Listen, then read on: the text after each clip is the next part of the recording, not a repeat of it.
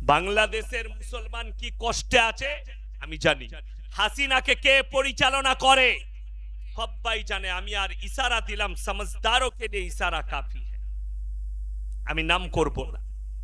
হাসিনাকে কে পরিচালনা করছে? বেঈমান কাফেরের দ্বারা পরিচালনা হচ্ছে।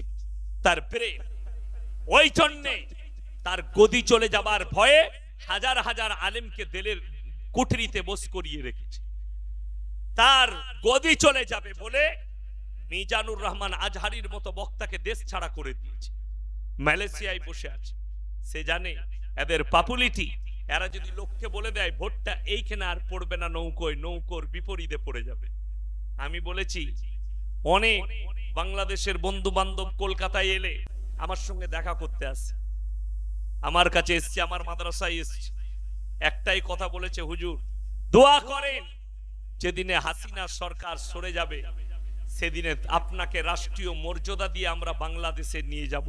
আমি দোয়া করেছি যেদিনে হাসিনাকে ডুবাবে বাংলাদেশের মানুষ সেদিনে ইয়াসিন আলহামদুলিল্লাহ বাংলাদেশের মাটিতে পা রাখবে, তার আগে নয়। আমি যদি এখন বাংলাদেশে যাই আমার স্থান হবে জেলের কুঠরিতে। আমার কাছে খবর আছে, আমি সব জানি। হাসিনার যতগুলো গোলাম আছে আর দালাল আছে তো শুনে রাও, আমারও ভালোবাসার লোক তোমার দেশেই বসে আছে। আমারও মহাব্বতের লোক বাংলাদেশে, আমেরিকায়, লন্ডনে, ব্রিটেনে, জার্মানে, বহু জায়গায় বাংলাদেশের প্রবাসী ভাইরা আছে। ফোন করে অনেক অনুরোধ করে দোয়ার। আমি দোয়া করি তাদের জন্য, তাদের পরিবারের জন্য, বাংলাদেশের মানুষের জন্য। একে ডুবাও, যদি হাসিনাকে না ডুবাতে পারো তোমাদের অবস্থাও শ্রীলঙ্কার মতো হবে। মোদীজি বলেছেন आपके बार तीसरे टाइम है। किसके? मोदीजी সেদিনে বক্তব্য দিয়েছে, हमें तीसरे टाइम पे लाओ, हमारे देश के भाइयों, हम आपको रोजगार देंगे। मोदी जी पहले 15 लाख तो दे दीजिए, हम कब से इंतजार कर रहे हैं। বুঝতে পেরেছেন না পারেন? আমি তো আমার বউকে বলি দিলাম এইবারে আর চিন্তা নাই, 15 দিচ্ছে, ঘর করে নেবো একটা, টিনের চাল ঘরে আর থাকবো না। তারপরে দেখলাম আল্লাহ এখনো এলো না। তারপরে আমাদের মোটা ভাই, মোটা মানে জানেন আপনারা? মোটা মানে জানেন? মোটা মানে কি? মোটা মানেটা জিজ্ঞেস করছি। বড় गुजराती भाषा बोले मोटे भाई। मोटे भाई ने बुलाओ नहीं, मोटे भाई ने बताया ये तो हमारा जुमला था, तो आपने स्वीकार भी कर लिया ये जुमला है। হিটলার বলেছিল তার দলের লোককে এমন ভাবে মিথ্যা কথা বলো লোক যেন সেটাকে সত্য মনে করে গ্রহণ করে নেয় আর আমার উপরে বিশ্বাস আনে। কিয়ামতের আলামতের মধ্যে একটা আলামত, মুসলমান কোরআনের উপরে কনফিডেন্সের সঙ্গে বিশ্বাস আনবো। জোরে বলুন ইনশাআল্লাহ। আপনার বাঁচার পথ একটাই, ইহদিনাস সিরাতাল মুস্তাকিমের পথ। এই পথ যারা গ্রহণ করবে আল্লাহর কসম করে বলছি আপনি জান্নাতের রাস্তা অতিক্রম করবেন। আপনি মরণকে ভয় করবেন না, আপনি ভয় করুন তো আল্লাহকে ভয় করুন। বেঈমান কাফেরকে নয়। জেলের কুটরিকে কি ভয় করছেন? এনআরসি কে কি ভয় করছেন? ভয় আল্লাহকে করবেন। সকলে জোরে বলুন ইনশাআল্লাহ। আপনারা আপনাদের মা বোনকে ইসলামী দাওয়াত দেন। সোশ্যাল মিডিয়ায় বেঈমান কাফেরদের খপ্পরে পড়ো না। আমি তো আজ 3 সপ্তাহ থেকে খুঁজছি, কাকে জানেন? এক হারামের আওলাদকে, তার নাম হচ্ছে সুবুই খান। मैं ढूंढ रहा हूं सुबुई खान कहां छुप गई तू, निकाल और मणिपुर के बारे में कुछ तो बोल दे। इतना भोग रही थी कि मुसलमान 12-12 साल के बच्ची को निकाह करके उससे बलात्कार करते हैं। जोरे बोलो नाउज बिल्लाह। मणिपुर में जो हुआ ये अगर तेरे मां होती, ये तेरे बहन होती, ये तेरे बेटी होती, যতগুলো মানুষ আছে ভারতে বুদ্ধিজীবী হিন্দু মুসলিম সকলকে বলছি একবার ভেবে দেখবেন, চোখটা বন্ধ করে রাতের অন্ধকারে যে মাটাকে তিনটে মেয়েকে ঘোরানো হয়েছে, ওটা যদি আপনার বিটি হতো, ওটা যদি আপনার বোন হতো, ওটা যদি আপনার স্ত্রী হতো, ওটা যদি আপনার মা হতো, আপনার চোখ দিয়ে দরদর করে পানি পড়তো। হে আমার ভারতের হিন্দু মুসলিম জৈনপত্য ইহুদি নাসারা যারা আছো, তারা ইসলাম শোনো। নবীজি সাল্লাল্লাহু আলাইহি সাল্লামের কাছে একজন সাহাবী বেঈমান কাফের থেকে ইসলাম কবুল করলেন। জোরে বলুন সুবহানাল্লাহ। ইয়া রাসূলুল্লাহ, আমি ইসলাম কবুল করেছি, কিন্তু আমি জিনা না করে থাকতে পারবো। হযরতে উমর তলোয়ারটা তুললেন। আল্লাহর নবীর সামনে এত বড় কথা, একে টুকরো টুকরো করে দিই। নবীজি বললেন, এই উমর, শান্ত হও, ঠান্ডা হও। কাছে ডাকলেন, এইদিকে এসো। গায়ে হাত রাখলেন নবীজি সেই সাহাবী, আর বললেন, যদি তোমার মায়ের সঙ্গে কেউ জিনা করে তুমি কি করবে? ইয়া রাসূলুল্লাহ, আমি রক্তের শেষ বিন্দু পর্যন্ত লড়াই করব। তোমার বোনের সঙ্গে কেউ যদি জিনা করে তুমি কি করবে? ইয়া রাসূলুল্লাহ, তাকে টুকরো টুকরো করে দেব। তোমার পিঠের সঙ্গে কেউ যদি জিনা করে তুমি কি করবে? ইয়া রাসূলুল্লাহ, আমার রক্তের শেষ বিন্দু বাকি থাকতেও আমি তার সঙ্গে যুদ্ধ করব। নবীজি বললেন, হে আমার সাহাবী, তুমি যার সঙ্গে ব্যভিচার করবে সে কারুর মা, কারুর বোন, কারুর স্ত্রী, কারুর বিটি। সে হাউ হাউ করে কাঁদতে লাগলো আর বললেন, আল্লাহর কসম করে বলছি আমি ইস্তেগফার করলাম, আর ব্যভিচারের ধারে পাশে যাব না। জোরে বলুন সুবহানাল্লাহ। ওই জন্য কোরআনে আছে, ওয়ালা তাকরাবুজ জিনা ইন্নাহু কানা ফাহিশা ওয়া সা সাবিলা। হে নবী, বলে দাও, ব্যভিচার করা তো দূরের কথা, যে রাস্তায় ব্যভিচার হয় সে রাস্তার ধারে পাশে যাতায়াত করো না। আমি একটা জলসাই দাওয়াত দিয়েছি, আজকে আবার আমি দাওয়াত দিয়ে যাচ্ছি। এই হুগলি ডিস্ট্রিক্টের মাটি থেকে, এটা হুগলি না হাওড়া, হুগলি, হুগলির মাটি থেকে হাওড়া হুগলির বর্ডার আমি দাওয়াত দিয়ে যাচ্ছি। আমাদের দেশের যতগুলো নিষিদ্ধ পল্লী আছে, সেখানে যে মুসলিম মেয়েরা ফেঁসে আছে, সোনাগাছি থেকে শুরু করে আসানসোলের নিয়ামতপুর, নিয়ামতপুর থেকে বর্ধমান, বর্ধমান থেকে বহরমপুর থেকে হাওড়া, যতগুলো নিষিদ্ধ পল্লীতে মুসলিম মেয়েরা দেহ ব্যবসায় ফেঁসে আছে, আমি তাদেরকে দাওয়াত দিচ্ছি, তোমরা যদি রাস্তা না খুঁজে পাও, ইয়াসিন ভাইয়ের সঙ্গে যোগাযোগ করো। আমি একটা ভালো রাস্তা তোমাদেরকে দেখিয়ে দেবো, যে রাস্তার নাম ইহদিনাস সিরাতাল মুস্তাকিম। হালাল ইনকাম করবে, তওবা ইস্তেগফার করবে, জান্নাতের রাস্তা অতিক্রম করবে। আল্লাহ বলেছেন কোরআনে, যে রাস্তায় জিনা হয়, যে রাস্তায় পাপ হয়, সে রাস্তার ধারে পাশে তোমরা যাতায়াত করো না। আমার মা, আমার বোন, এই পাপে যারা লিপ্ত আছেন তাদেরকে নিষেধ করব, ইস্তেগফার করে ফিরে এসো। এ বড় পাপ। যে যুবকরা মেয়ে দেখলে, নারী দেখলে যারা মনে মনে ব্যভিচারের নিয়ত করেন, তাদেরকে বলবো ইস্তেগফার করো, নামাজের পরে ইস্তেগফার করো, রাত্রে সুবহার সময় ইস্তেগফার করো। আর যে যুবকরা বিসমিল্লাহ মনে করছেন 20 বছর বয়স হয়েছে, আমার বিয়ের বয়স হয়নি, কে বললো হয়নি? যদি তোমার যৌবন খুব বেশি থাকে, তুমি তোমার বাড়িতে কথা বলে তুমি নিকাহ করে নাও, কিন্তু জিনায় লিপ্ত হইও না, ব্যভিচারে লিপ্ত হইও না, হস্তমৈথুন করো না। এই জায়গাগুলো থেকে তোমরা নিজেদেরকে বাঁচাও। মোবাইলকে হারাম করে দাও। রাতে সুবহার সময় আমি যুবকদিকে বলবো, যদি এই ধরনের পাপগুলো থেকে বাঁচতে চাও, নিজের মোবাইলগুলোকে রাতের বেলায় হারাম করে দে, তবে বাঁচতে পারবে। তা না হলে বেঈমান কাফের আপনার পেছনে, এটা কার অস্ত্র জানেন? শয়তানের অস্ত্র। কোরআনে আছে, ইন্না শাইতানা লিল ইনসানি আদুউম মুবিন। শয়তান হচ্ছে মানুষের প্রকাশ্য দুশমন, প্রকাশ্য দুশমন। আপনাকে সব সময় ধোঁকা দিবার জন্য দাঁড়িয়ে আছে, আপনি বাঁচতে পারবেন না ধোঁকা থেকে।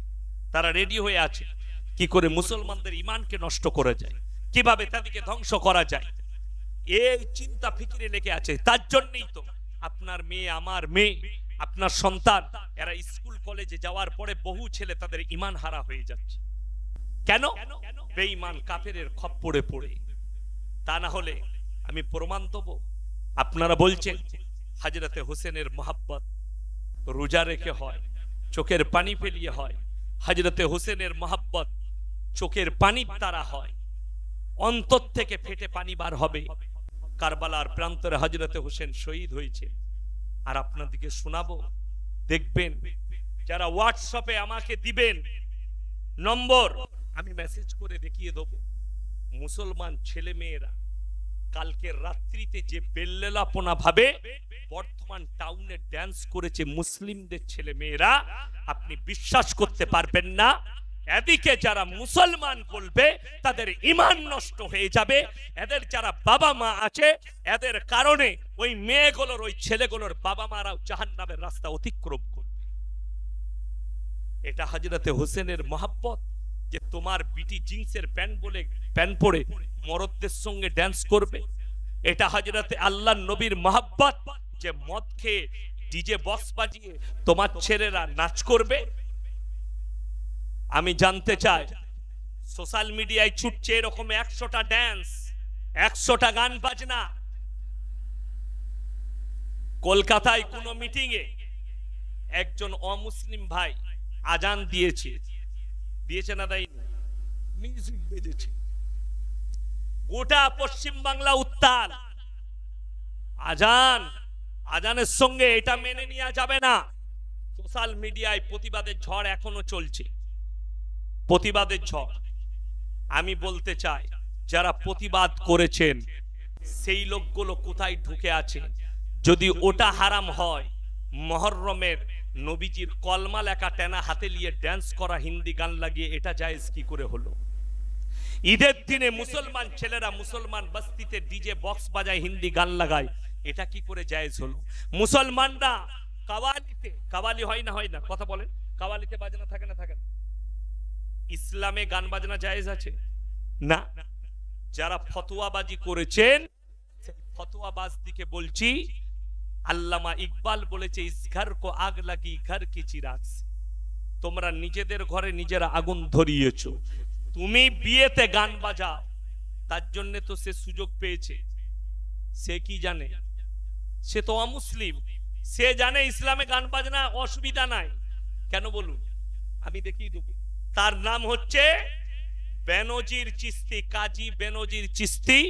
বাংলাদেশে বাড়ি না ভারতে জানি না, হারামখোরের আওলাদ, ভণ্ড, দাঁড়িয়ে বলেছে স্টেজে, যে বিয়েতে গান বাজনা হবে না সেই বিয়ে হারাম। জোরে বলুন নাউজুবিল্লাহ। এর নামটা পর্যন্ত করে নিলাম, ইউটিউব আর ফেসবুকে খুঁজেন হারামখোর, দেখতে পাবেন। আমাদের মতো টুপিধারী মৌলবি সেজেছে। আমি বলেছি তার নাম চিস্তি লয়, ও মালটা চুস্তি, ওকে চিস্তি বলা যাবে না। এটাই কষ্টের বিষয়। বেনজির চিস্তি ওপেন বলছে জলসা। তাইলে আপনি কাকে? একটা অমুসলিম ছেলে, তার ইসলাম সম্পর্কে জ্ঞান নেই, আজান সম্পর্কে জ্ঞান নেই, দিন সম্পর্কে জ্ঞান নেই, সে বলে ফেলেছে, অমুসলিম বলে ফেলেছে। ওকে যদি এক্ষুনি কলারটা ধরেন, সে বলবে স্যার আমার ভুল হয়ে গেছে, শেষ। আপনাকে একটা দলিল দিই। আমার বর্ধমান জেলায় একটা কবরস্থানে আদিবাসীদের ছেলে ছাগল গরু নিয়ে ঢুকে পড়েছিল। কিলাবে তার বিচার ডাকা হয়েছে। ঢুকলো কেন? কারা ডেকেছে? মুসলিমরা। সে বেচারা আদিবাসীদের ছেলে কবরস্থান বুঝেছে? কথা বলেন। সে জানেই না ইসলাম ধর্ম কি, কোরআন কি, কবর কি, কিচ্ছু জানে না। ভুলবশত ঢুকে পড়েছে। তার বাবা এসে বললে, আমাদিকে ক্ষমা করুন। বলে, ক্ষমা কি বে? 5000 টাকা জরিমানা দে। এ হচ্ছে মুসলমান। এরপর বলি, বর্ধমানে এক জায়গায় কবরস্থানের পাশে মেলা হচ্ছে, মেলায় ড্যান্স। হ্যাঁ, কবরস্থানের পাশে। কত ভালো শুনেলেন? কবরস্থানের দেয়ালে একটা বোর্ড টাঙাইছে, পবিত্র কবরস্থান, এখানে কেউ প্রস্রাব করিবেন না, কিন্তু ওখানে ডিজে গান আর বুগি বুগি ডান্স চলবে। কথাটা বুঝতে পারেননি আমার?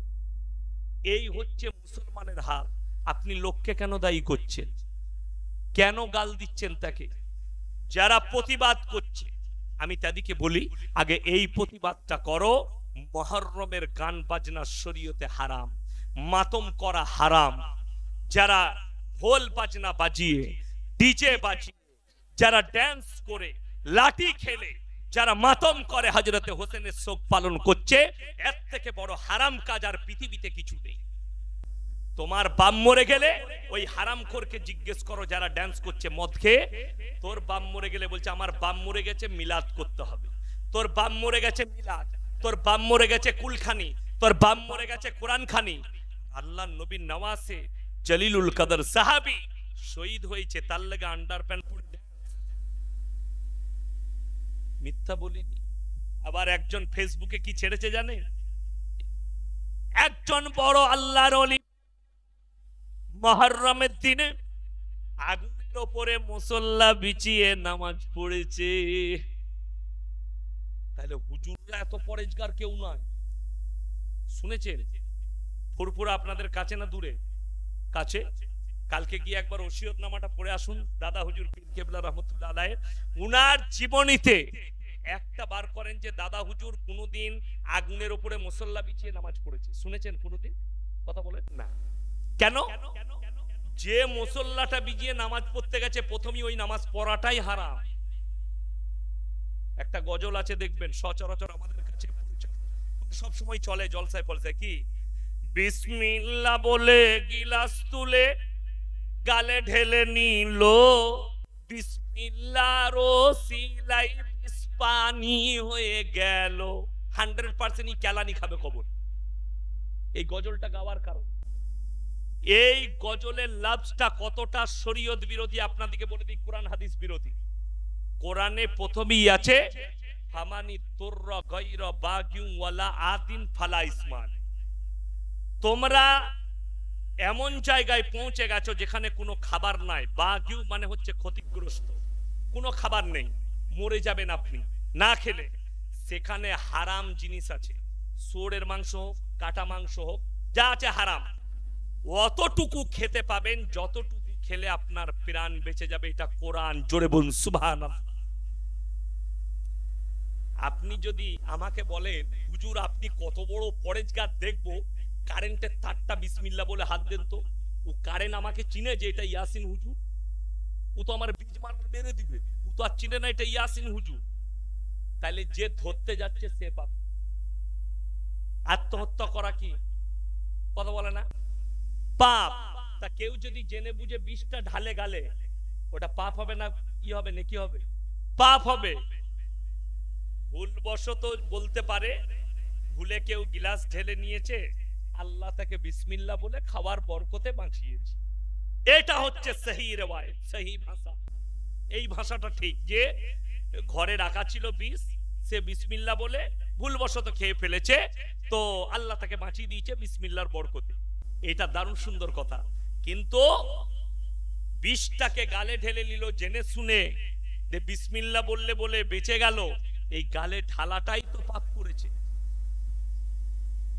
আমি যদি বিসমিল্লাহ বলে সাপের গর্তে হাত ভরি, সাপ আমাকে চুমু খাবে না কামড়াবে? ওর সাপের সিফাতটা হচ্ছে কামড়াবে, যাকে পাবি কামড়ি। যদি বলেন না আপনি যদি ওলি হন আপনাকে কামড়াবে না, এরপর শুনে লাও হাদিসটা কোরআন। পৃথিবীর যতগুলো ওলি আছে, যতগুলো মাজার আছে, যতগুলো ওলি আছে শুনে নাও। ফুরফুরা থেকে শুরু করে খাজা মঈনুদ্দিন চিশতি রহমতুল্লাহ আলাই, আব্দুল কাদের জিলানী রহমতুল্লাহ আলাই, যত ওলি আছে পৃথিবীর সমস্ত ওলির থেকে উঁচু নবীজির পাশে ছিলেন। তিনার নাম হচ্ছে হযরতে আবু বকর সিদ্দিক রাদিয়াল্লাহু তাআলা আনহু। তার থেকে বড় ওলি আব্দুল কাদের জিলানী কি কথা বলেন না? কোন পীর নয়। নবীজি সিদ্দিক লকাব দিয়েছিলেন, সিদ্দিক মানে সত্যবাদী। গুহার মধ্যে নবীজি আবু বকরের ডান রানেতে মাথা রেখে ঘুমাচ্ছেন, আর হযরতে আবু বকর নিজের চাদরটা ছিঁড়ে ছিঁড়ে ছিদ্রগুলো বন্ধ করছেন।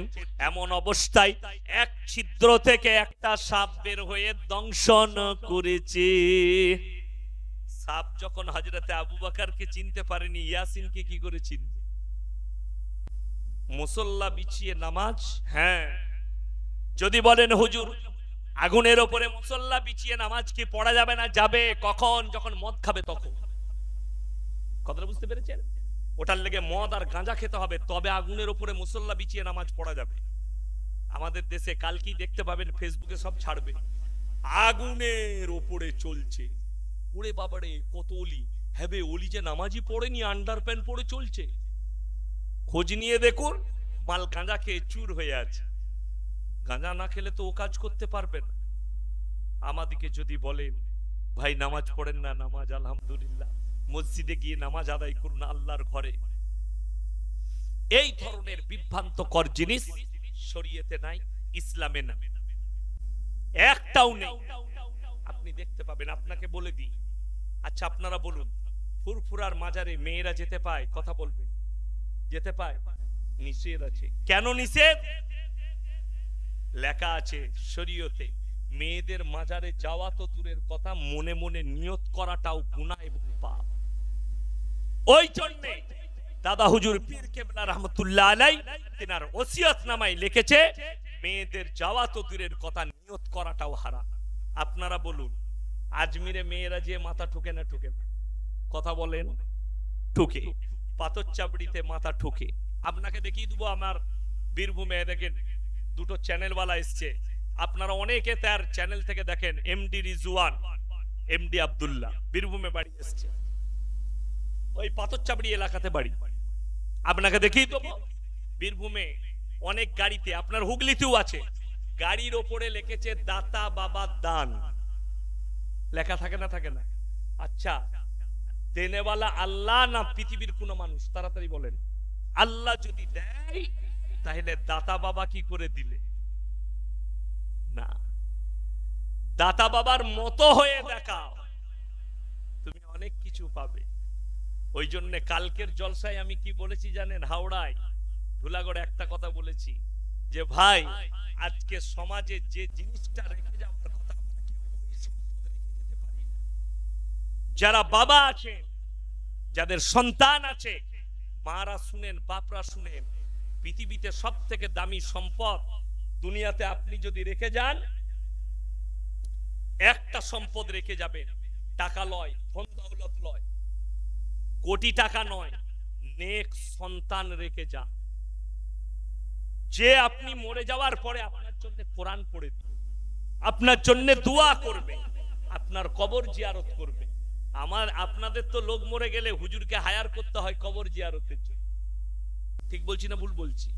কিন্তু শুনেলেন নবীজি বলেছেন, হে আমার সাহাবীরা, বাপ যদি বেটার জন্য দোয়া করে আর বেটা যদি বাপের জন্য করে, বিদ্যুতের গতিতে কবুল হবে। জোরে বলুন সুবহানাল্লাহ। নেক সন্তান বাপের জন্য দোয়া করবে, স্বামী স্ত্রীর জন্য, স্ত্রী স্বামীর জন্য।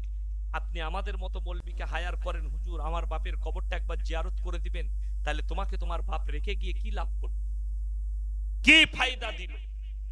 এটাই তো আমাদের ভাবনা চিন্তা ধারণার বাইরে। আমরা বুঝতেই পারি না যে আমরা শরীয়ত কিভাবে মেনে চলছি, কিভাবে চলছে। আজকে মানুষ দেখুন, এই ড্যান্সটাকে শরীয়ত মনে করেছে, তবেই তো করছে, ঠিক কিনা? কথা বলেন। যারা নাচছে মহরমে, তারা শরীয়ত মনে করে নাচছে না শরীয়তের বাইরে নাচছে? বলুন। শরীয়ত মনে করে নাচছে, এই জায়গাতেই পাপ কাজ। যেটা ইসলামের বিরুদ্ধে কাজ আর ওটাকে শরীয়ত মনে করা, ওটার নামই হচ্ছে শিরক, ওটার নামই হচ্ছে বিদআত। আপনি শরীয়ত মানতে পাবেন না, ওটাকে শরীয়ত মনে করতে পাবেন না। আমার ভাই, যারা শরীয়ত মনে করছেন তাদেরকে অনুরোধ করে বলছি, ওই জায়গাগুলোকে ওই জায়গা থেকে সরে আসুন, যুবক দিকে সরান। আপনাকে বলি, আমি সেদিনে শুক্রবারই যাচ্ছিলাম, পাঁচলাই দেখলাম মিছিল বেরিয়েছে, ডিজে বক্স আছে, গান চলছে, তুমুল গান, কি বুঝলেন, হিন্দি গান চলছে, আর সেইখানে কলমা লেখা টানা আছে, নবী হাই হোসেন হাই করছে, ইয়া রাসূল আল্লাহ করছে। নবীজির নামের সঙ্গে এটা বিয়াদবি নয়? গানটা, এই ডিজেটা বিয়াদবি নয়? এটার প্রতিবাদ কে করবে? আপনি কাল থেকে এই জলসা যখন ইউটিউবাররা ছাড়বে, 100টা ভণ্ড ফুপুর মেয়ে আবার দেখতে যাব, আমার মনের ইচ্ছা জেগেছে, আমি দেখে বিয়ে করব। বলে ঠিক আছে এসো, যাব। আব্বা টাকা পাঠালো, আব্বাজি আমি টিকিট কাটলাম। রোজ খালি টিকিটটা বার করি, আজকে কত তারিখ হলবে, রোজ দেখতাম একবার করে, বুঝতে পারলেন? তারিখ গুনতাম। মনের আশা, আমার মুসলমান ভাই, মনে লাড্ডু ফুটান। আপনি যদি মুমিন হন, জান্নাতি দিকে আল্লাহ সব থেকে বড় উপহার যেটা দিবেন, সেটা হচ্ছে আল্লাহর দিদার। জোরে বলুন সুবহানাল্লাহ। আপনি যদি মুমিন হন আল্লাহ দিদার কিয়ামতের দিনে পাবেন, আল্লাহ নিজে দিদার করাবেন। এটা হচ্ছে সবথেকে বড় নিয়ামত। আল্লাহর কাছে সিজদায় পড়ে কাঁদবেন, আল্লাহ তোমার দিদার হবে। দিদারটা কেমন হবে? চোখের পানি ফেলা। আল্লাহ তুমি আমাকে দিদার করিও, ঈমান দান করো। বেঈমান কাফেরের কথাকে মুছে দেন, গুলি মেরে দেন। কে বলছে কি বলছে দেখো না। তোমার বিরুদ্ধে, নবীজির বিরুদ্ধে যারা বলছে, আমি তাদের লেগে দোয়া করি, আল্লাহ তুমি এদিকে হিদায়াত দাও, তা না হলে মিটিয়ে দাও। আল্লাহর কসম করে বলছি, 1 কোটি নূপুর শর্মা যদি নবীজির বিরুদ্ধে বলে, আমার নবীর এতটুকু শান কমাতে পারবে না। জোরে বলুন সুবহানাল্লাহ। বরঞ্চ বেড়ে যাবে। আমরা অনুভব করছি মৌলবীরা। আমি পরশু শুক্রবার আমার মেদিনীপুরে জালসা ছিল। আমি কলকাতায় কাজ সেরে আপনাদের ওই নিবিড়ে মসজিদে নামাজ পড়লাম, জুম্মার কাজ সারলাম, বেরিয়ে গেলাম হাই রোডে। আমার গাড়ি 100-র উপরে ছুটছে। রানীহাটির কাছে সিগন্যালে জ্যাম, গাড়ি দাঁড়িয়েছে। একটা বাইকওয়ালা একটা ছেলে স্পিডে এসে আমার পাশে ব্রেক কষলো, গাড়িটা স্ট্যান্ড করে ছুটে এলো গাড়ির কাছে। হুজুর গেটটা খুলেন। কেন? বলছে আমি সালাম দিলাম, উত্তর দিল। তারপরে দেখছি তার পইতে ঝুলছে। বলে হুজুর আমি বাবনদের ঘরের ছেলে। আমি মনে মনে প্রার্থনা করেছিলাম যে উপরওয়ালা এই হুজুরের সঙ্গে আমাকে একদিন মুলাকাত করিও। স্যার আপনার পায়ে একটু মাথা রেখে আমি প্রণাম করব। আমি বললাম আল্লাহ ছাড়া কারুর সামনে পার্সোনাল প্রপার্টি নামানো যায় না। আমি তোমাকে দোয়া দিচ্ছি। বলে হুজুর আমার মাথায় হাত রেখে দোয়া দেন। আমি মাথায় হাত রেখে দোয়া করছি, আল্লাহ তুমি এই যুবককে ইসলামের জন্য কবুল করো। জোরে বলুন আল্লাহুম্মা আমিন। এর থেকে বড় আর কি লিবে? একটা নূপুর শর্মা চলে গেছে, তো 100টা নূপুর শর্মার বেটারা আমাদের কাছে হাজির হয়েছে। জোরে বলুন সুবহানাল্লাহ। আমি দোয়া করছি আল্লাহ নূপুর শর্মাকেও হিদায়াত দিয়ে দাও। আপনারা কি দোয়া করেন জানি না, আমি দোয়া করি আল্লাহ তুমি মোদিজিকে হিদায়াত দিয়ে দাও। আমি এই দোয়াটাও করি, আল্লাহ যোগীজিকে ইসলামের জন্য কবুল করে নাও। আমি এই দোয়া করি। আর যদি তকদিরে ঈমান না লেখা থাকে, ইসলামকে মিটাতে চাইলে তুমি তাকে মিটিয়ে দাও। জোরে বলুন আল্লাহুম্মা আমিন। ওই জন্য মুসলমান আপনার উপরে জাল বিছিয়ে আসছে, বেঈমান কাফের জাল বিছিয়েছে। মোদিজির চক্রান্ত এটা, ইসলামের উপরে কোরআনের উপরে। মিটিয়ে দাও বেঈমান কাফের চক্রান্ত। আপনারা দেখেন এই চক্রে মুসলমানরা জড়িয়ে গেছে। আজকে আমি চ্যালেঞ্জ ছুড়ে বলছি, এই সামনে বাংলাদেশে ভোট আছে। বাংলাদেশের মানুষ যদি নৌকাকে না ডুবাতে পারে, হাসিনা বলেছে আমি সরকারে থাকব, আর যদি হাসিনা সরকার মনে করে আমার নৌকা ডুববে না, তাকে বলবো ভালো করে ইতিহাস পড়ো। 120 বছর আগে না 10 বছর আগে টাইটানিক জাহাজ যারা বানিয়েছিল তারা বলেছিল আমার তৈরি টাইটানিক কখনো ডুবতে পারে না। তাকে যখন পানির তলায় আমার আল্লাহ তলিয়েছে, হাসিনাকে বলবো যদি তুমি এক বাপের বিটি হও, তুমি যদি হক পথে চলনে वाली হও, আর তুমি যদি সচ্চা হও, একবার বাংলাদেশে 70 উপরে ভোট করে দেখাও, তোমার নৌকোকে লাত মেরে বাংলাদেশ থেকে তাড়িয়ে বার করে দিবে। এটা চ্যালেঞ্জ। বাংলাদেশ ইতিহাসের পাতায় আছে, রাশিয়ার বাদশা এত বড় বাড়ি তৈরি করেছিল, সে বলেছিল, ইতিহাসে লেখা আছে কয়েক কিলোমিটার লম্বা তার বাড়ি, কয়েক কিলোমিটার। বাপের রাজত্ব দেখে, বাপের বাদশাহী দেখে, বাপের রাজশাহী দেখে বেটা যুদ্ধ ঘোষণা করে দিলে বাপের বিরুদ্ধে সৈন্য তৈরি করে। বাপ বেটায় যুদ্ধ হলো, দুজনেরই প্রাণ গেল, তছনছ হয়ে গেল। লাল ইটের তৈরি সেই বাড়ি আজকে রাশিয়ায় সেই বাদশার একটা ইটের চিহ্ন পর্যন্ত নেই। আমাদের এখানে অনেক স্টুডেন্ট বসে আছে, অনেক শিক্ষাবিদ বসে আছে, অনেক শিক্ষিত বসে আছে। বলতে পারবেন কলকাতার আগে, দিল্লির আগে, মুম্বাইয়ের আগে ভারতের রাজধানী কোথায় ছিল? একটা শিক্ষিত ছেলে বলল। এখনো পর্যন্ত ইতিহাস মিটেনি, জায়গা মিটেনি।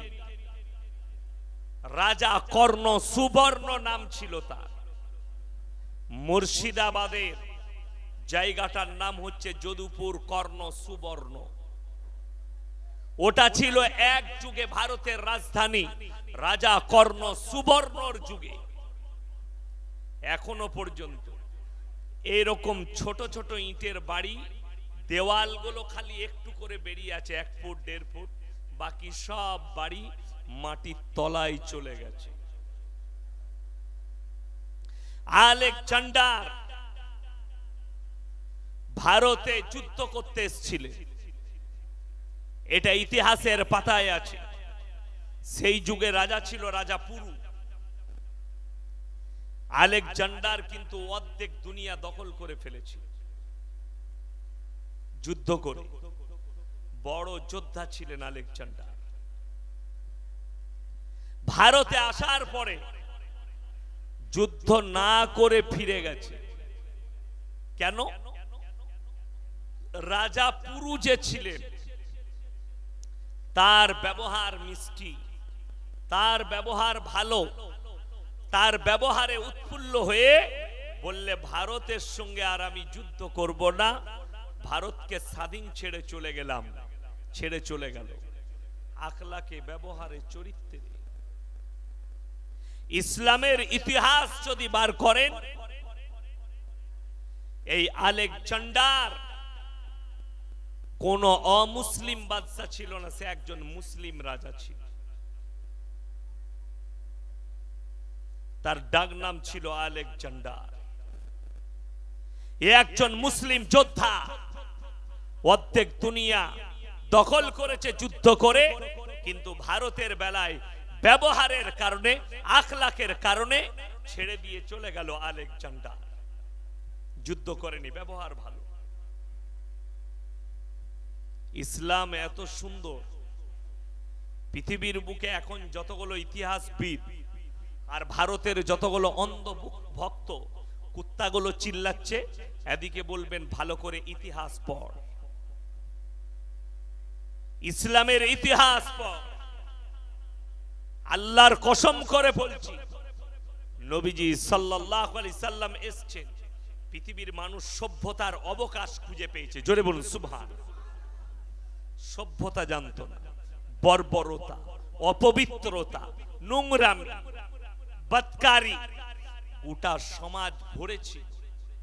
ওই জন্য তো যারা ইতিহাসবিদ আছে তারা জানে, আমাদের দেশে যারা শিক্ষিত ব্যক্তি আছে, হিন্দু, মুসলিম, জৈন, বৌদ্ধ, খ্রিস্টান যারাই আছে, শিক্ষিতরা জানে পৃথিবীর প্রথম সভ্যতা মিশরের মুসলিম সভ্যতা, স্পেনের মুসলিম সভ্যতা। স্পেনটা কোনো ইহুদি দেশ ছিল না।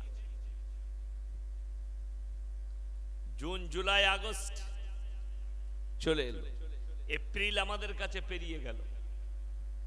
একটা আমাদের দেশে স্কুলে ছুটি হয় 1 এপ্রিল, সেটাকে আমরা সবাই এপ্রিল ফুল বলে জানি। জানেন না? জানেন না এপ্রিল ফুল? যারা স্টুডেন্ট আছেন স্কুলে, যারা কলেজে পড়াশোনা করেন, আমি সেই যুবক যুবতীদিকে বলবো, তুমি তোমার প্রফেসরকে জিজ্ঞেস করো, স্যার 1 এপ্রিলের ইতিহাসটা একটু বলুন। তোমার প্রফেসরের বাপের ক্ষমতা নেই, তোমার হেডমাস্টারের বাপের হিম্মত নেই তোমাকে ইতিহাসটা শোনায়। কেন? এই 1 এপ্রিলের ইতিহাস লেখা হয়েছে স্পেনের মুসলমানদের রক্তর পানি, রক্ত দ্বারা লেখা হয়েছে। এটা তোমার প্রফেসরের বাপের হিম্মত নাই তোমাকে বলে শোনায়। কেন? তার লজ্জা লাগবে, দেশটা স্পেনটা কোনো ইহুদি রাষ্ট্র ছিল না, মুসলিম রাষ্ট্র ছিল। আজও যারা তার প্রমাণ নিতে চান চলে যান পাসপোর্ট করে স্পেনে ভিসা নিয়ে। এখনো ভালো ভালো মসজিদ মাদ্রাসাগুলো মদের বার আর বিয়ার বার আর নোংরা নিষিদ্ধ পল্লী করে রেখেছে স্পেন। জোরে বলুন নাউজুবিল্লাহ। আপনি ভাববেন না আপনার জন্য রেডি হচ্ছে সরকার। ভারতেও এই চক্রান্ত শুরু করেছে, চক্রান্ত শুরু হয়েছে। তার নাম হচ্ছে ইউনিফর্ম সিভিল কোড, এক দেশ এক কানুন। আপনি চুপচাপ ঘুমাচ্ছেন, আপনার মাথায় চিন্তার ভাঁজ পড়েনি, তার মানে আপনি আপনার ঈমানকে নিয়ে চিন্তা করেন না, আপনার কোরআনকে নিয়ে চিন্তা নেই, নবীজির আখলাক নিয়ে চিন্তা নেই। মোদিজি পার্লামেন্টে দাঁড়িয়ে আপনার বিরুদ্ধে, মুসলমানের বিরুদ্ধে তোপ দেগেছে। हमारे देश के मुसलमान बेटियां ये सुरक्षित नहीं है, क्योंकि मुसलमान लोग अपने बीवी को तलाक देकर उसके ऊपर जुल्म करते हैं। मुसलमान लोगरा বউকে তালাক দেয় আর তাদের উপরে জুলুম করে। আমি অনুরোধ করব এই ভাষণটা মোদিজি প্রধানমন্ত্রী যারা সাপোর্ট করেছেন, যাদের সাপোর্ট লাগছে তাদেরকে বলবো আপনি যে জেলায় বাস করেন সেই জেলার আদালতগুলোতে গিয়ে একবার খালি খোঁজ নেবেন যে কটা কেস পেন্ডিং আছে, কটা কেস পেন্ডিং আছে আপনি খোঁজ নেবেন। কিসের? Divorce case. 2% মুসলমানদের বেরোবে না, 98% দেশের হিন্দু, দলিত, আদিবাসী, অন্যান্য জাতির বের হবে। 2% মুসলমানদের নেই। তালাক প্রথা তুলে দাও। এরা তালাক দেয় বউকে, জুলুম করে। 4 বিবিয়া রাখতে हैं মুসলমান। मोदी जी নিজে বলেছে, আসামের মুখ্যমন্ত্রী বলেছে इसके ऊपर कानून लाइए, मुसलमान 4 शादियां करते हैं, 4 बीबियां रखते हैं। এখানে 4টা বউ কার আছে হাত তুলেন তাড়াতাড়ি। একজনারও নেই। বিশ্বাস করুন 4টা বউ তো 4টা বিয়ে তো জায়েজ করার দেয়া হয়েছে। আমার আল্লাহ কোরআনের মধ্যে গোটা পৃথিবীর বায়োডাটার ভরেছে। জোরে বলুন সুবহানাল্লাহ। মানুষ পৃথিবীতে কতগুলো পাপ আসবে আর ওই পাপগুলোকে ট্যাকেল দিতে হবে, যার কারণে আমার আল্লাহ ভবিষ্যৎবাণী করে কোরআনকে অবতীর্ণ করেছে। যতগুলো যুগ আসবে লেখেলেন, আল্লাহর কসম করে বলছি আমি ইয়াসিন মারা যাব, আমার পরের উলামারা থাকবে, আমার স্টুডেন্টরা থাকবে, তারা দাঁড়াবে, আপনারা বিপদে পড়বেন। আপনার চোখের সামনে কিয়ামতের পূর্বে যতগুলো পাপ আসবে প্রত্যেকটা পাপকে ট্যাকেল দিবার জন্য কোরআন রেডি আছে 24 ঘন্টা। জোরে বলুন সুবহানাল্লাহ। আমার আল্লাহ কোরআন হাদিসকে রেডি রেখেছে ট্যাকেল দিবার জন্য। আপনার ভয়ের কোনো কারণ নেই। বড় কষ্ট কোথায় লেগেছে জানেন? মোদিজি বললেন मुसलमान लड़की के ऊपर बड़ा जुल्म होता है। हमारे देश के जितने मीडिया वालों हो, हम उनसे विनती करते हैं कि भाई हमसे तो बड़ा सवाल पूछ लिया, मुसलमान और हिंदू तो बड़ा कर लिया, देश के मुद्दे में बात करो। और मैं ये बता देता हूं, अगर कोई सच्चा पत्रकार है हमारे देश में, अगर बाप का बेटा हो और सच्चा पत्रकार हो, तो जरा मोदी जी से एक सवाल करके हमें दिखा दो। हम ज्यादा सवाल नहीं करेंगे क्योंकि हम रिस्पेक्ट करते हैं मोदी जी से। हम भी तो देशवासी हैं, है कि नहीं? हमारा भी दिल में सवाल पैदा हुआ, मोदी जी आप हमारे बीवियों के लिए, बेटियों के लिए इतना सोचते हैं, जरा देशवासी को ये बता दीजिए आपका बीबी कहां पर है। ये देश के 140 करोड़ जनता ये जानना चाह रहा है कि मोदी जी आपके बीवी कहां पर है। अगर मीडिया वालों सुन लो, আমাদের বাংলায় রিপাবলিক বাংলা একটা টিভি আছে, তিনটে দুটো একটা মেয়ে আছে আর দুটো ছেলে আছে, কুকুরের মতো চিল্লায় সকাল থেকে, কুকুরের মতো, ওপরগুলোও কুকুরের মতো চিল্লায় হিন্দিওয়ালা গুলো। তাদেরকে বলছি এই প্রশ্ন যদি তোমরা করতে পারো আমি ইউনিফর্ম সিভিল কোর্টের সাপোর্ট করব। যাও, আপনার বিবি কোথায় আছে এটার লেগে কি বিল আনবে এটা আগে আমাদেরকে জানিয়ে देशवासी को ये बता दो, हमारे बीवी के लिए इतना फिक्र है। अपना दिके আমি বলি, আমি যদি আপনাদিকে বলি ভাই তোমরা তোমাদের বউকে পর্দায় রাখবে, আর আমার বউ রাস্তায় ঘুরে বেড়ালে আপনারা মানবেন? কথা বলে না, মানবেন না। তো আমার বউকে আগে তো আমি পর্দায় রাখবো। নবীজি সাল্লাল্লাহু আলাইহি সাল্লাম নিজে আমল করতেন, তবে লোককে হুকুম করতেন। জোরে বলুন সুবহানাল্লাহ। বদামল ছিলেন না আমরা। রাস্তায় যারা বাইক রেখেছেন অনুরোধ করে বলবো, বসার জায়গা নেই ভাই, একটু বাইকগুলো পেছনে নিয়ে যান, সরিয়ে নেন যাতে করে মানুষ বসতে পারে। যারা বাইক রেখেছেন একটু অনুরোধ করে সরিয়ে নেন। আমার ভাই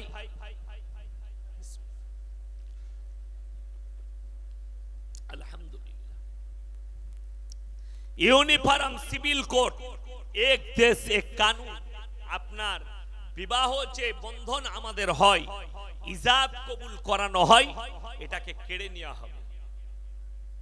কালকে আমেরিকা থেকে আমার এক বন্ধু ফোন করেছিল পরশু রাত্রে, বলে হুজুর একটা প্রশ্ন আছে। কি?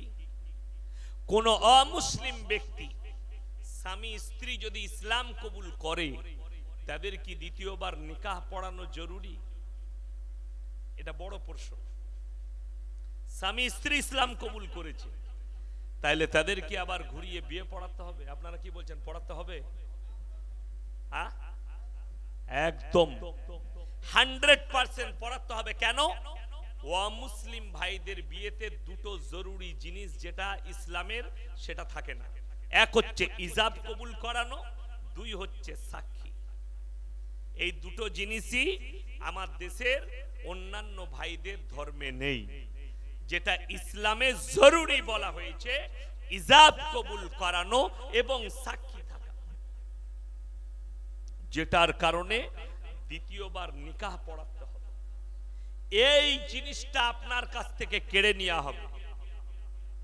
কেন কাড়া হবে?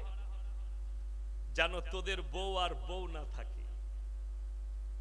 এখন তো জানেন সরকার কি রায় দিয়েছে, কারুর বউ যদি পরকিয়া করে কোনো মেয়ে, সে স্বামীর ঘরেই থাকবে, তুমি তাকে ছাড়তে পাবে না। কোর্টে গেলে তুমি হেরে যাবে, কোর্ট বলবে ঠিকই আছে, অসুবিধা কি আছে, লোকের কাছে সুই চেতাবে একদিন। কোর্ট বলছে, ভারতের আইন বলছে, বড় কষ্ট লাগে। ইসলামের আইন বলছে মুন্ডু ছেদ করে দাও। এই আইন থাকার কারণে মণিপুরের 3টে মেয়েকে ন্যাংটো করে ঘোরানো হয়েছে এবং ধর্ষণ করা হয়েছে। যদি কোরআনের আইন থাকতো, আমি বলছি মণিপুরে 24 ঘন্টার জন্য মোদিজি কোরআনের আইন লাগু করে দেন, এই হারামখোরের আওলাদরা একটাও থাকবে না, মধ্যখানে দাঁড় করিয়াদের মুন্ডু ছেদ করে দাও। ইসলাম বলছে যারা মেয়েগুলোকে ন্যাংটো ঘুরিয়েছে, যারা মা বোনের ইজ্জত বুঝে না। শুনেলেন, আমার দেশের হিন্দু ভাইদিকে বলছি, হিন্দু মা বোনকে বলছি, দলিত আদিবাসী মা বোনকে বলছি, ইসলাম শুনেলেন। আমার নবীজি, সকলে বলুন একবার সাল্লাল্লাহু আলাইহি ওয়াসাল্লাম, নিজের মাথার পাগড়িটা খুলে হাতেম তাইয়ের বিটির মাথায় চাপিয়েছেন। আর নবীজিকে সাহাবীরা বললেন, ইয়া রাসূলুল্লাহ, এটা মুশরিকের বিটি। নবীজি ধমক দিলেন, হে আমার সাহাবীরা শোনো, আমি মেয়েদের মাথা ঢাকতে এসেছি, খুলতে আসিনি। জোরে বলুন সুবহানাল্লাহ। তাই আমি আমার দেশের হিন্দু মা বোন, হিন্দু ভাই, দলিত আদিবাসী ভাইদিকে আমি মেসেজ দেব। কি মেসেজ? আমরা মুসলমান, আমাদের কাছে আমার মায়ের যতটা ইজ্জত আমার হিন্দু মায়ের ততটা আমার কাছে ইজ্জত আছে। একটা হিন্দু বোনের যতটা আমার কাছে আমার বোনের ইজ্জত, আমার দেশের হিন্দু বোনের ততটা আমার কাছে ইজ্জত আছে। তার একটা নমুনা পেশ করি। আমি গুজরাট থেকে প্রোগ্রামে গেছি 7-8 বছর আগেকার কথা। ট্রেনে ফিরছি, শতাব্দীতে চেপেছি, মুম্বাই নামবো। একটা মেয়ে নওসারি বলে একটা স্টেশনে চাপল। চাপার পরে মেয়েটার কাছে লগেজ আছে, 35-40 বছর বয়স হবে। আমার কানে হেডফোন লাগানো আছে, আমি কিরাত শুনছি। মেয়েটার উপরে চোখ পড়লো, মেয়েটা 4-5টা ছেলে বসে আছে, ইয়ং স্টার, হিন্দুদেরই ছেলে। তাদেরকে বলছে, ভাইয়া মেরা লগেজ যারা উঠা দো। তারা মজা নিচ্ছে, হাসছে, কথাটার গুরুক্ষেপ করছে না। আমি তাকে বললাম, বহিনজি मैं उठा दूं? বলে ভাইয়া উঠা দিজিয়ে না। আমি যখন তুলে দিলাম বাঙ্কারে, তার অ্যাটার্জি গুলো লগেজ গুলো কি বললো জানেন? সিটে বসার পরে, ভাইয়া ভগবান আপকা ভালা করে। সে তার ভগবানকে বলেছে আমি তার উপকার করেছি, তার বদলা আমার আল্লাহ আমাকে দিবে। জোরে বলুন সুবহানাল্লাহ। এটার নাম হচ্ছে ইসলাম। তোমার দ্বারা যেন কেউ কষ্ট না পায়, সে যে ধর্মেরই হোক, যে কাস্টেরই হোক, তুমি তার উপকার করো, এটা ইসলাম শিক্ষা দেয়। আমি আমার দেশের সরকারের কাছে মুতালবা করব, বড় কষ্ট লাগে। हमारे देश के बेटियों से मैं बोलूंगा, जरा गौर कीजिए हमारे जैसे मौलवियों की तरफ। আমাদের মতো হুজুর থেকে যারা দাড়ি টুপি বলে ককাট্ট করে, যারা দাড়ি টুপি বলে দাড়ি টুপি ওয়ালা দিকে যারা ছোট চোখে দেখে, আমাদিকে তো অনেক জনা চাচা বলে ডাকে, বলে না বলেন? হ্যাঁ, আমাদের বর্ধমানে পালসির টোলে, আমি হাওড়ায় জলসায় আসছিলাম অনেক দিন আগে, তখন ফার্স্টে রাকুটেনি, হাতে হাতে পয়সা নেওয়া হতো। গাড়িটা এসে দাঁড়ালো, আমি তাকে 500 টাকার লোড দিলাম। কি বলছে জানে? আমার বাপের বয়সী লোক, বলছে চাচা খুচরো দেন না। আমি বললাম, তোর মাকে বলবি বে বাপের সঙ্গে দেখা হলো। তোর মা কেমন আছে? আমার ভাবি। তোর মা তো আমার ভাবি হচ্ছে, আমি চাচা হলে। তাদের অফিসার ছুটে এলো, স্যার क्या हुआ? हम बोले ये हमारा बेटा है, इसका माँ का साथ मेरा शादी हुआ, ये हमको चाचा कह रहा। লোকটা ক্ষমা চাইলো, তবে ছাড়লাম। মৌলভীদের দাড়ি হলে, মুসলমান দাড়ি রাখলে সে চাচা হয়ে যায়। আমি তাকে বললাম, তোমার সাধুকে তুমি কি বলো? সাধু বাবা বলো। তাকে চাচা বলতে পারো না? তাকে চাচা বললে জয় শ্রীরাম বলে তোকে পিটিয়ে মেরে দিবে। আর বাজারে গিয়ে আমাকে চাচা বলছো, আমি তোর বেটার বয়সী। এটাকে বলা হয় ক্রিটিসাইজ। অনেক মুসলমান যারা অল্প বয়সী যুবক, যারা দাড়ি রাখে, অনেক শিক্ষিত মুসলমান, তারা ককাট্ট করে। সালা বয়স হয়নি দাড়ি রেখেছে, তোর এখন বয়স হয়েছে দাড়ি রাখার, এখন হিজড়ে সেজে ঘুরে বেড়া, পরে দাড়ি রাখবি বুড়ো হলে। এখন দাড়ি রাখার প্রয়োজন নাই।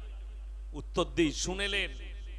প্রত্যেকটা মুসলমান ভাই, তারা যারা দাড়ির ক্রিটিসাইজ করে, টুপির ক্রিটিসাইজ করে, যারা দাড়ি টুপিকে ককাট্ট করে, নামাজি মুসল্লি দিকে যারা ককাট্ট করে, তাদেরকে বলছি তারা কান খুলে শোনো। প্রত্যেকটা ভাইকে অনুরোধ করব, কিয়ামতের দিনে জান্নাতীরা যখন জান্নাতে প্রবেশ করবে আর জাহান্নামীরা জাহান্নামে যাবে, আমার আল্লাহ রাব্বুল আলামিন কোরআনে বললেন, জান্নাতীরা জাহান্নামীদেরকে জিজ্ঞাসা করবে, ফি জান্নাতি ইয়াতাসাআলুনা আনিল মুজরিমিনা মা সালাকাকুম ফি সাকার। তোমরা তো বলতে আমরা ভদ্রলোক, শিক্ষিত লোক, জ্ঞানী লোক, তোমরা কেন জাহান্নামে যাচ্ছ? তাদের 1 নম্বর উত্তর হবে, ক্বালু লাম নাকু মিনাল মুসাল্লিন, আমরা মুসল্লি নামাজীদের মধ্যে ছিলাম না। দ্বিতীয় নম্বর ওয়ালাম নাকুন নুতিমুল মিসকিন, আর মিসকিনকে খানা খাওয়াইতাম না, তাই আল্লাহ আমাদিকে জাহান্নামে পাঠিয়েছে। ওয়া কুন্না নাখুদু মাল খাইদিন, আর দাড়ি টুপি নামাজি মুসল্লিকে দেখে হাসি ঠাট্টা বিদ্রুপ করত, তাদের সায়ে ছাই দিতাম, তাই আল্লাহ আমাদিকে জাহান্নামে পাঠিয়েছে। ওয়া কুন্না নুকাজ্জিবু বিয়াউমিদ্দিন, আর আমরা আজকের বিচারের দিবসকে মিথ্যা বলে মনে করিতাম, তাই আল্লাহ আমাদিকে জাহান্নামে পাঠিয়েছে। জোরে বলুন সুবহানাল্লাহ। আল্লাহ আমাদেরকে হেফাজত করুক, জোরে বলুন আমিন। আমার মুসলমান ভাই, কষ্টের বিষয় তো ওটাই, কি বলুন তো, মুসলমান নিজে বুঝে না, আমাদের মতো দাড়ি টুপি মৌলবীকে ক্রিটিসাইজ করে। তাদেরকে বলবো লক্ষ্য করো, যারা বলে এই মুসলমান চার চার বিবিয়া রাখতে, তুমি চারটা বউ রেখেছো, কেউ যদি চারটা বিয়ে করে জায়েজ আছে না নাই? কথা বলেন, জায়েজ আছে। শুনেলেন, আল্লাহ কিন্তু শব্দ রেখেছেন কোরআন, এমনি নয়। আপনি চারটা বিয়ে করে দিবেন, তার মধ্যেখানে কিন্তু শব্দ আছে। কিন্তুটা কি? যদি তোমার মনে সন্দেহ হয় দুটো বিবিকে সমান চোখে দেখতে পারবো না, তবে তোমাদের জন্য একটাই বিবি যথেষ্ট। কোরআন, জোরে বলুন সুবহানাল্লাহ। আল্লাহ অর্ডার দিয়ে দেননি, আল্লাহ রাস্তা রেখেছেন। কখন? যদি তোমার স্ত্রী বন্দা হয়, বাচ্চা না হয়, তোমার বংশ পরম্পরা রাখার জন্য। তোমার স্ত্রী যদি অসুস্থ হয়, তোমার স্ত্রীকে ডাক্তার যদি নিষেধ করে, তোমাদের স্বামী স্ত্রী আর মিলন করা যাবে না, তোমাদের মধ্যে মিলামিশা করা যাবে না, তখন তুমি আর একটা বিবি গ্রহণ করবে। আল্লাহ এটা আইন লিখেছেন। কিন্তু যদি মনেতে তোমার সন্দেহ হয় আমি দুটো বিবিকে সমান চোখে দেখতে পারবো না, তখন তোমার জন্য ওই একটাই বিবি যথেষ্ট। জোরে বলুন সুবহানাল্লাহ। ওই জন্য তো, তা না হলে আমরা মৌলবীরা ছেড়ে দিতাম না, চারটা করতাম। কথা বলে করতাম না? আমরা তো আগে করতাম, হুজুররা। চারটা জায়েজ আছে যখন, একটা নিয়ে ঝামেলা শেষ নাই, আবার চারটা, তাই না? চারটা আল্লাহ লাইন রেখেছেন। এরপরে বলে দিই, যে নেমক হারাম বেঈমান না বলছে, তারা বিয়ে করেনি, হারাম বিবি রেখেছে। সেটার নাম হচ্ছে রিলেশনশিপ, সেটার নাম হচ্ছে প্রেম। ঘরে একটা বউ, বাজারে একটা, কলকাতায় একটা, দিল্লিতে একটা, গাদা বউ রেখে দিয়েছে। কারা? রিলেশনশিপ। যেমন আমি আপনাকে বলে দিই, এই ফিল্ম সিটি যেটা আছে আমেরিকা লন্ডনের মতো, মানে সকালবেলায় এর বউ, রাতের বেলায় অন্য জনার বউ। তোমরা দেখো না হ্যান্ডেল লোক কার আছে, বারবার বায়ানে ডিস্টার্ব করো না। যে বসতে পারছে না তাকে স্টেজে পাঠিয়ে দাও, আমার পাশে বসবো। হ্যাঁ, তোমরা 1 কুইন্টাল মলবি দাওয়াত দিয়ে 1 কাঠা জায়গা করেছো, দোষ তোমাদের, আমার নয়। আমার ভাই, খুব সূক্ষ্ম কথা, বেঈমান কাফেররা তারা রিলেশনশিপ রাখে, হারাম বিবি রাখে, অবৈধ সম্পর্ক রাখে। আর আল্লাহর কৃপায় আমরা মুসলমান অবৈধ সম্পর্ক নয়, আমরা হালাল বিবি আল্লাহ অর্ডার দিয়েছে রাখার। জোরে বলুন সুবহানাল্লাহ। তার দলিল শুনেলেন। আমার মতো একটা মৌলবি, একটা হুজুর আপনারা দেখাতে পারবেন হাওড়া ডিস্ট্রিক্টে, হুগলিতে, যে মসজিদের ভেতরে 150টা মেয়েকে ধর্ষণ করেছে, জেলে আছে? এরকম কোন মেয়ে ভারতে আছে? কোন হুজুর আছে? নাই। জোরে একবার বলুন নারায়ে তাকবীর। আমি দেশের সমস্ত জাতিকে বলতে চাই, হিন্দু, মুসলিম, জৈন, বৌদ্ধ, খ্রিস্টান, ইহুদি, নাসারা, দলিত, আদিবাসী যারা আছেন, তারা লক্ষ্য করুন। বাবা রাম রহিম 150টা মেয়েকে তার গোফায় ধর্ষণ করে জেলের কুঠরিতে বসে আছে। 70 বছর বয়স রাজা রামপাল জেলের কুঠরিতে বসে আছে। আমরা বলিনি, মিডিয়াওয়ালা বলেছে রাজা রামপালের বয়স 70 থেকে 75 বছর। 75 বছরের বুড়ো যৌবন থাকে না নষ্ট হবার দিকে, নষ্ট হবার দিকে। ও হারামখোর আমেরিকা থেকে চকলেট আনিয়েছে, এক একটা চকলেটের দাম 75,000 টাকা। যে চকলেট গুলো সেক্সের চকলেট, একটা চকলেট খেলে কয়েকটা মেয়ের সঙ্গে মিলামিশা করা যাবে, যৌবন ক্ষমতা এতটা বেড়ে যায়। ওগুলো আমেরিকা লন্ডনের যারা কুকুরের জাত তারা ব্যবহার করে। এরা নিজেদের আশ্রমে কয়েকশো মেয়েকে ধর্ষণ করে আজকে রাজা রামপাল জেলের কুঠরিতে বসে আছে। আসারাম ধর্ষণকারী বাবা জেলের কুঠরিতে। আল্লাহর কৃপায় আমাদের মতো মৌলবীর নামে যেদিনে ধর্ষণের কেস হবে জানবেন বানিয়ে দিয়েছে, নাহলে ফাঁসানো হয়েছে। এর থেকে বড় কিছু নয়। আমি আপনাকে বলে যাচ্ছি, কবে শুনতে পাবেন ইয়াসিন সাহেবের নামে কেস দেয়া হয়েছে, ধর্ষণ কেস। আমি আপনাদিকে এতটা বিশ্বাস আনিয়ে যাচ্ছি, যদি এরকম কেস ইয়াসিন যদি জেলের কুঠরিতে বসে থাকে, আল্লাহর ওয়াস্তে বিশ্বাস করবেন না, এটা ফাঁসানো ছাড়া আর কিছু না। উলামায়ে দ্বীনদের হুজুরদের আখলাক এটা নয়। এরপর বলি, যদি বলেন আমাদের ওখানে একটা মৌলবি আছে এটা করেছে, ওটা তো জাতের দোষবে, মৌলবীর কেন হতে যাবে? শয়ে আচ্ছা একটা গোয়ালে যদি 100টা গরু থাকে, একটা খারাপ হবে না? হবে না? ডাবায় পা ভরে জানেন গরুতে, তো একটা দুটো পা ভরবে, কিন্তু সবগুলো দাঁড়ান। আর একটা বাবার রহস্য বেরুবে খুব তাড়াতাড়ি, তার নাম হচ্ছে বাবা বাগেশ্বর ধাম। ইমালের বাড়াবাড়ি, খুব বাড়াবাড়ি। हम हिंदू राष्ट्र बनाएंगे, पहले अपने बहन को तो हिंदू बना ले यार। वो तो एक मुसलमान लड़का से शादी कर लिया। बागेश्वर धामेर बुनेर बिये হয়েছে একটা মুসলিম ছেলের সঙ্গে, আর সে বলছে हम पूरे हिंदुस्तान को क्या बनाएंगे, हिंदू राष्ट्र बनाएंगे। इस्लाम किसी मूर्ति को देखने के बाद मना नहीं जाता। আমরা মুসলমান। হাত তুলে বলুন তো আল্লাহকে কে কে দেখেছেন? হাত তুলেন। এখানে কেউ দেখেছেন? দেখার ইচ্ছা আছে না? কার কার ইচ্ছা আছে হাত তুলেন, আমি বলে দেবো, দেখতে পাবেন। হাত তুলেন সকলে, জোরে বলুন ইনশাআল্লাহ দেখব। এটা দেখার জন্য সর্বপ্রথম শর্ত হচ্ছে আইয়ুকুম আহসানু আমালা, ভালো আমল আপনাকে করতে হবে। আমরা মনে মনে আশা করি, শুনেলেন কি, যদি কোনো ছেলেকে বলা হয় যে বাপ মেয়ে দেখতে গেছে বিয়ের জন্য, মেয়ে দেখেছে, বাড়িতে চলে এলো, মেয়েটা দেখলাম বটে, মেয়েটা দারুণ সুন্দর দেখতে, তখন ছেলেটার মনে খালি লাড্ডু ফুটবে, আমি কবে যাব। সেদিন থেকে আর ওর ঘুম আসবে না, খালি মাকে চাচাকে ভাইকে জিজ্ঞেস করবে কবে ডেট করেছো বলো তো। যদি বলা হয় আজকে রবিবার, সামনের রবিবার, ওর রবিবারটা আর পার হবে না, ও ঘন্টাটাও ঘুমবে, আর ক মিনিট বাকি আছে এটাও ঘুমবে। এটা মানুষের মনের আশা। আমি যখন লখনৌ ইরফানিয়ায় কিরাত পড়তাম, আমার শেষ বছর চলছে, আমার মা বললে তোমার বিয়ে ঠিক করেছি। কার সঙ্গে? ফুফুইতো বোনের সঙ্গে। আমি আমার পড়ার জীবনে কুটুম বাড়ি যেতাম না, মামার বাড়ি তো কোনোদিন যাইনি,